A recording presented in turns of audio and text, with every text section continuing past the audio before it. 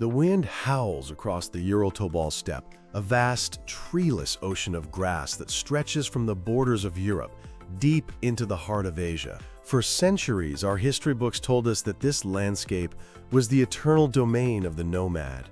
We were taught that this was a place where human existence was defined by movement, where the only permanent structures were the burial mounds of chieftains, and where civilization was something that happened elsewhere, in the fertile river valleys of Mesopotamia, Egypt, or the Indus. But beneath the grass, the steppe has been keeping a secret. In the late 20th and early 21st centuries, a series of archaeological discoveries shattered the old narrative of the barbarian steppe. Instead of a primitive void, researchers found the charred, fossilized remains of a sophisticated, industrial civilization that flourished over 4,000 years ago. They found cities built in circles like star maps, fortified industrial centers that churned out tons of copper and bronze, and the earliest known war chariots in human history. This is the story of the urbanization of the Bronze Age steppe, a lost chapter of human history that challenges our very definition of what a city is, and reveals how a mysterious people on the edge of the known world forged the technologies and genes that would shape the future of Eurasia. The story begins not with a whimper, but with a near disaster. In 1987, Soviet engineers were preparing to flood a valley in the southern Ural Mountains to create a reservoir. Aerial surveys had spotted strange circular embankments in the area, dismissed by many as Soviet-era agricultural remnants or natural formations. But a team of archaeologists, led by Gennady Zdanovich, was granted a brief window to investigate before the waters rose. What they found stopped the bulldozers. They uncovered Arkaim, a fortified settlement dated to around 2100 BCE. But Arkaim was not a mere village. It was a machine for living, a perfectly circular planned city with concentric walls, elaborate drainage systems, and a layout that seemed to mirror the heavens. The discovery of Arkaim led to a feverish search of the surrounding region. Soon, satellite imagery and aerial photography revealed that Arkaim was not alone. It was part of a massive network of over 20 similar fortified settlements spread across an area the size of northern Italy. Archaeologists dubbed this the country of towns. These were not organic cities that grew haphazardly over centuries like London or Rome. They were planned communities, built from scratch with a singular vision, inhabited for a few centuries and then, in a final puzzling act, ritually burned to the ground and abandoned. While Arkaim and the Sintashta culture have been known for decades, the story of steppe urbanization is still being rewritten today. In late 2025, the archaeological world was rocked by findings at Semiyarka in the Kazakh steppe. For years, Semiyarka was thought to be a miner's site, but new excavations revealed a proto-city of staggering proportions, covering nearly 140 hectares or 350 acres. Unlike the compact fortress cities of the Urals, Semiyarka was a sprawling industrial hub. Here, researchers found an entire industrial zone dedicated to tin-bronze production. The scale was unlike anything previously seen in the steppe. Thousands of tons of slag, endless rows of furnaces, and evidence of complex labor organization suggested that this was not just a settlement, it was a factory city, a Detroit of the Bronze Age that supplied the weapons and tools for a continent-spanning trade network. The Semiyarka discovery proved that steppe urbanization wasn't a fluke or a short-lived experiment.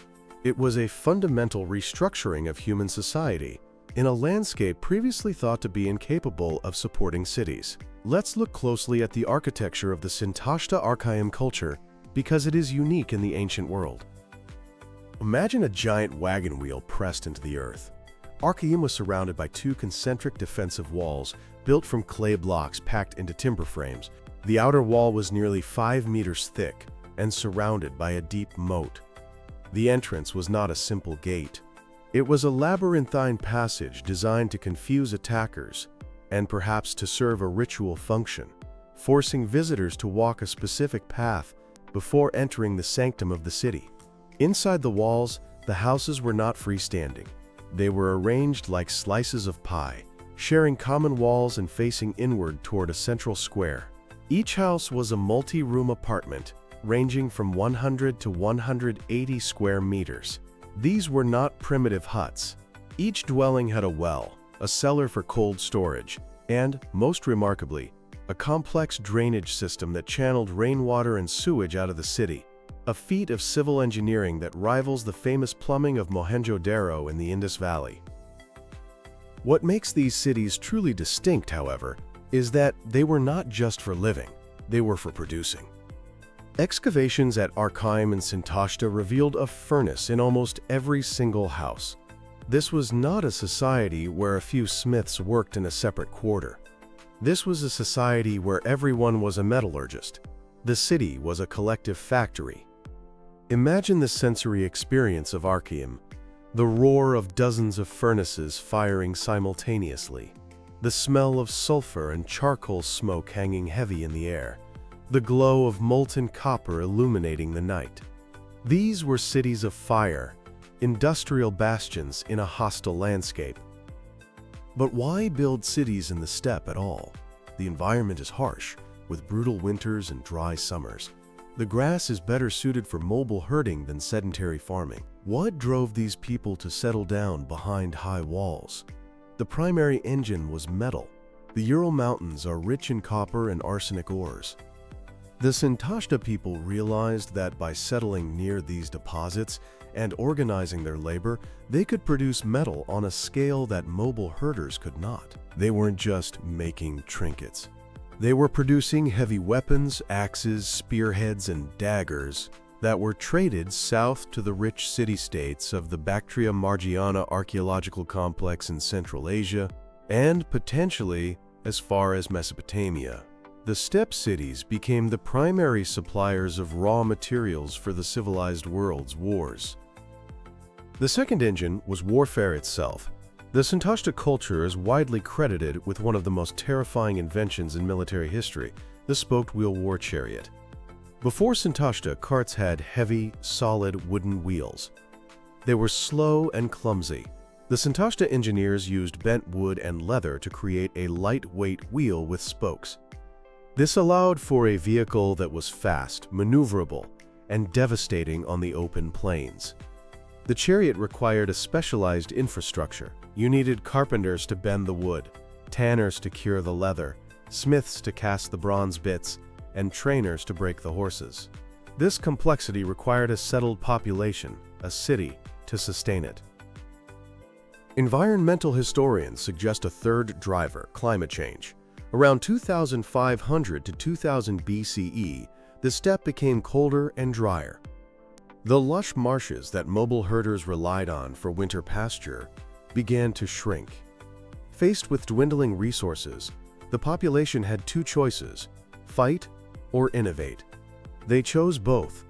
They settled down in the remaining prime river valleys, built walls to protect their herds from rivals, and turned to metallurgy to trade for the food they couldn't grow. The fortress city was a survival bunker against a drying world. The cemeteries surrounding these cities reveal a highly stratified society. We find the graves of chariot warriors, men buried with their vehicles, their weapons, and sacrificed horses. These were the knights of the Bronze Age. They likely controlled the metal trade and protected the city. The physical stress markers on their skeletons show they were physically robust, trained from childhood in archery and horsemanship. Interestingly, isotopic analysis suggests that while the elite men were often local, the women frequently came from far away. This hints at a system of exogamy, marrying women from distant tribes to seal alliances and trade deals. Arkaim is often called the Russian Stonehenge because of its potential use as an astronomical observatory. The orientation of the walls and gates aligns with the sunrise and sunset on the solstices and equinoxes.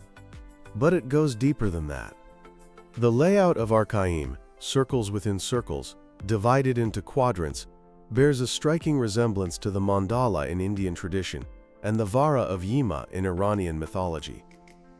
In the Zoroastrian Avesta, the mythical king Yima is told by the god Ahura Mazda to build a vara, an enclosure, to protect the seeds of life from a terrible coming winter. He is instructed to build it in a circle, with streets and water channels. Many scholars believe Arkaim is the archaeological reality behind this myth. The winter was the climatic downturn. The vara was the fortified city. These cities were not just factories. They were religious models of the universe, designed to create order in a chaotic world. The burial rites were spectacular and gruesome. The Sintashta people practiced the head and hooves ritual. They would skin a horse, leaving the head and lower legs attached to the hide, and place this in the grave, likely believing the spirit horse would carry the deceased to the afterlife. In some graves, children were buried with full sets of weapons and chariot gear, items they could never have used in life. This suggests hereditary status. You were born a warrior. You didn't just become one. Then, around 1700 to 1600 BCE, something strange happened. The people of the country of towns packed up their belongings, leaving almost nothing of value behind. Then, they set their cities on fire. This was not the destruction of war. The fires were controlled, systemic. Why? One theory is ecological collapse. The fueling the Anthropocene theory suggests they simply burned through their environment. Producing tons of copper required cutting down millions of trees for charcoal. They may have deforested the entire region, turning their oasis into a wasteland. Another theory is the return to mobility. The chariot and the selective breeding of stronger horses eventually made the heavy fortifications obsolete. A new, more mobile way of life became possible. They realized that sitting in a fortress made you a target, but moving with a vast herd made you a ghost. They didn't just disappear. They moved south and east. The descendants of the Sintashta culture are the Andronovo peoples, who swept down into Central Asia, Iran, and India. They carried with them their language, Proto-Indo-Iranian, their rituals of fire worship and horse sacrifice, and their chariots. When you read the Rig Veda or the Avesta, you are reading the oral memories of these people. The hymns that describe Indra, the thunder god, smashing the fortresses of his enemies, may well be a mythological memory of the battles between these steppe warlords. The Sanskrit word for city or fortress, pur, originally referred to these circular earthworks of the steppe. The urbanization of the Bronze Age steppe forces us to rethink the history of human development. Civilization did not only arise in the fertile crescents of the south.